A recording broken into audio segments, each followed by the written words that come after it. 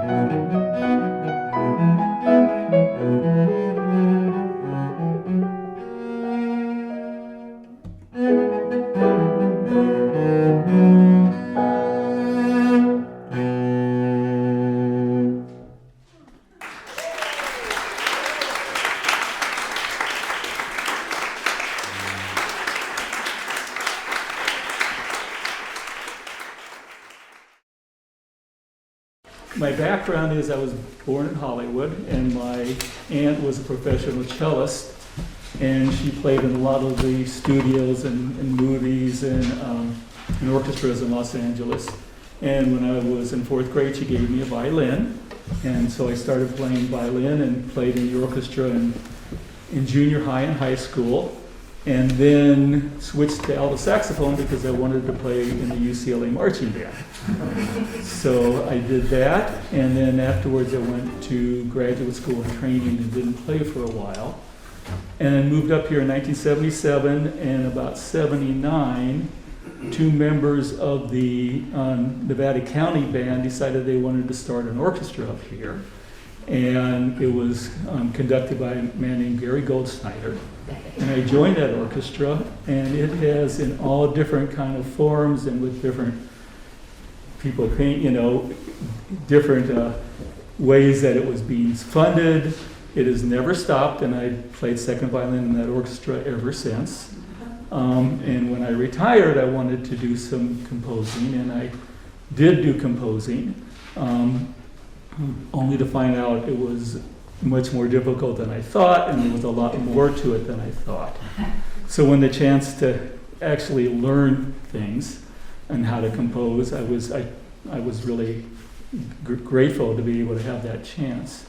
Playing violin one string at a time, I never had to worry about chords or chord progression or even what key I'm playing in. I'm just playing the note in front of me.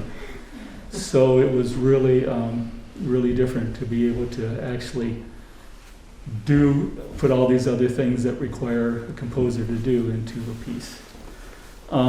There's 2 movements. The first is a melodic movement, and the second is a little faster and a little bit more exciting. And so I hope you enjoy it.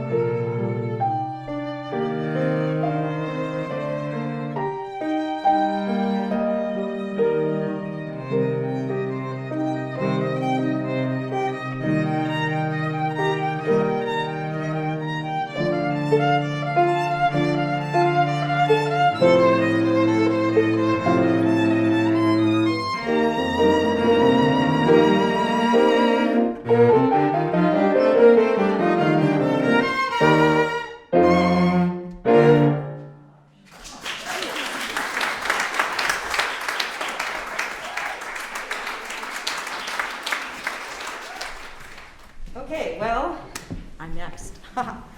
There are no performers right here because they're going to be on that screen in just a few minutes. My name is Andrea Fox, and a fan. Just throw money, okay? Gosh, I'm just really overwhelmed by emotion. First of all, just to let you in on a little secret, I haven't heard my classmates' pieces. So this is all new for us too, and it's just so moving. We've gone through, at least I can say for myself, gone through moments of wanting to tear my hair out. Alexis will, I'm calling up, I just can't make it, but I'll be there next week for 2 times if that's okay, because I haven't quite gotten over that hump. It's just all this stuff. They say we're grown-ups, but anyway, this is just same as school. Okay, first of all, I would like to thank the board and the artistic committee and the artistic people like Ken right there and Julie and everybody who has decided to take a risk on this program, and a risk that people would show up and that we would actually complete our work and we would have an actual performance, because that doesn't always happen. And I am one of those people who, after pretty much every concert that my students were in for composition, Mark, can't we have a Mark. So when it came out, I was like, oh my gosh, finally. So the finally part becomes also kind of personal for me, because I just realized this afternoon, I'm gonna get a little teary, that it was actually exactly, gosh, time goes fast, 40 years ago. I mean, I don't look that old, I know, but I wasn't even, I was still in the womb, but that I was planning ahead, right? That I was getting ready to move to Vienna to study composition. Now, basically, no one in this room pretty much knows the story. In fact, I'm pretty guaranteed that even my closest friends don't even know this. So I went, and I was planning to be there for 2 years, and as certain things happen in our lives, the whole darn thing just went bust. And my husband at the time had moved to Nevada City, and so that was the only place that I had to go, was Nevada City, and I'd been here once before, so I didn't really know where I was going, but you know, it kind of worked out. I'm still here. But that was something I really wanted to do, but apparently wasn't really in the cards at that moment. Maybe I wasn't old enough to appreciate it, I don't know. But it happened, and so this is the first time I've ever written. I have written songs and I've done some things like that, but I've never written an instrumental piece. Now, when they announced that that's what we were going to do, it's like, okay, I know exactly what I'm going to do in terms of, I'm going to invite my friend Allan, who from LA, who's a violist, and I'm going to invite my colleague, whatever his name is, dear to my heart, David, that I work with at Bear River High School and also at Magnolia Intermediate School, and I'm going to write a trio for them. And then I heard there were going to be other people available to us, and I'm like, no, I'm going to hang in there for these 2 people because I really, really want to work with them. I've worked with them off and on for lots of different reasons for a bunch of years, and this would be perfect. So, you know, not knowing anything about the horn really, and not knowing about the viola really, I plunged right in there. So it was great, and lots of exciting things happened. So I do want to tell you a little bit more about what actually happens in class. We come, our students, and there's always a program. We're going to talk about harmony, or we're going to work on rhythms, or we're going to work on solfege, or a variety of those things. And we, as composers, you know, in training or whatever you call us, get to commiserate about how things are going, or share little bits of things, or we improvise, or whatever. And then Mark has a lovely selection that we watch on a big screen like this one at the end, and we talk about the piece and all those sorts of things. So one night, I was driving home after one of these inspiring moments, and I started singing this little tune. I'm like, wait a minute, I kind of like that. Well, what is that? So I went straight to my piano when I got home and started improvising and turned on my phone so I could record it because I was too tired to write notated. And all of a sudden I thought, ooh, I like this. And so anyway, what happened is I wrote a suite in 3 movements. It's called Ocean Dances. The first movement is called At the Shore. And we're at the shore, we're seeing the little sandpipers skipping around on the beach, and we see pelicans flying overhead. These are all dances, I said. So the first one is a hornpipe. So it's like, you know, it's happy and jaunty. The second movement, now we're at the Tidepools, and we are looking into the beautiful Tidepools and seeing what's going on. And that is in the form of a sarabande, which is a Baroque dance. It's Spanish. It's in 3/4 time, but the emphasis is on the second beat.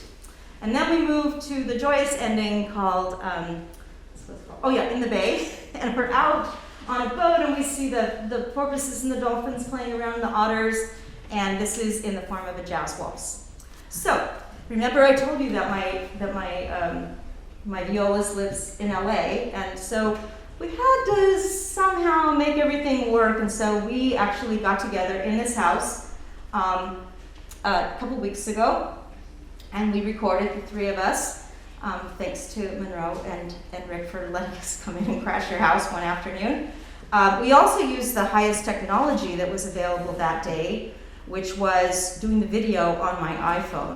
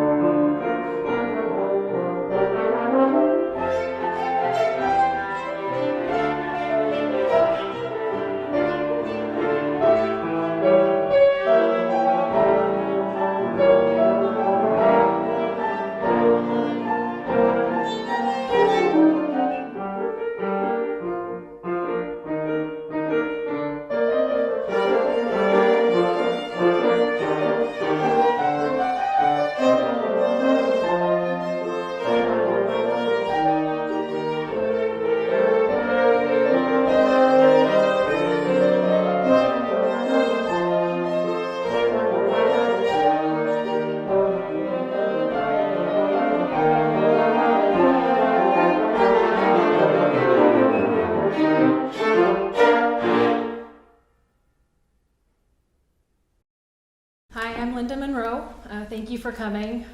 This is a dream come true.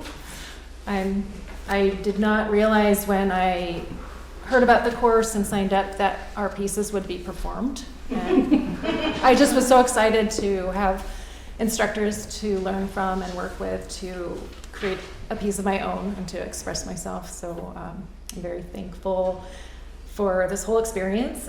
Thank you, North Star Trio. This is amazing to hear our music played. Thank you, Mark and Alexis and InConcert Sierra. This is an amazing organization for our small community, and it was just an incredible experience. I'm so thankful I had it. And this is a piano trio, first piece I've written for, first instrumental piece. And it's kind of a conversation between two lovers, and there's feelings of loss and longing. And what was interesting is in the creative journey, I was having a lot of struggle with the middle section, and I just couldn't create something I liked. I probably wrote 4 different sections, and finally I ended up with this middle section right before it was probably needed to be finished, and it was very happy, and it was an unexpected surprise, and I really liked it. And it was a neat experience to find that sometimes you go on a creative journey and you end up with something you don't expect at all. So I hope you enjoy it.